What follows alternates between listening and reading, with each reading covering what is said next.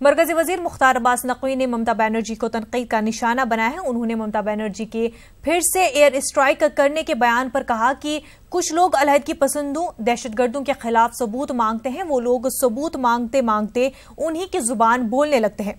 Mukhtar Abbas Naqvi news 18 से बात कर रहे थे।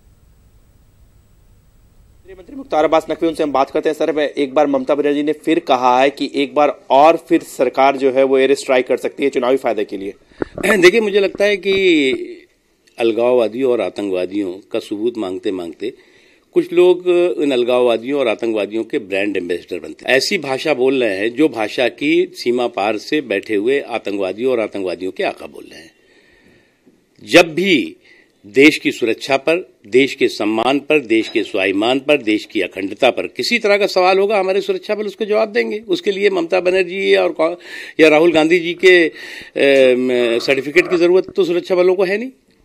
सर, चुनाव की घोषणा के बाद चुनाव की टाइमिंग को लेकर के भी सवाल खड़े किए जा रहे हैं। कहा जा रहा है कि रमजान के पवित्र मौसम में महीने में चुनाव करवाया जा रहा है। देखो भैया, होली भी इसी चुनाव के दौरान होने वाली है, रामनवमी भी इसी चुनाव के दौरान होने वाली है, गुड फ्राइडे भी इसी चुनाव के दौरान आएगा, बुद्ध पूर्णिमा भी इसी चुनाव के दौरान आएगी, महावीर जयंती भी इसी चुनाव के दौरान आएगी, रविन्द्रनाथ टैगोर जी की जयंती भी इसी चुनाव के दौरान आएगी, रमजान भी इसी चुनाव के दौरान आएगा। तो फिर केवल रमजान पे सवाल क्यों? ये सरोकार नहीं है, मुसलमानों का ही सरोकार नहीं है, बल्कि शुद्ध रूप से सांप्रदायिक सियासत है। ठीक है, बहुत धन्यवाद। कैप्टन सत्यप्रकाश के साथ विनीत कुमार, न्यूज़ 18 दिल्ली।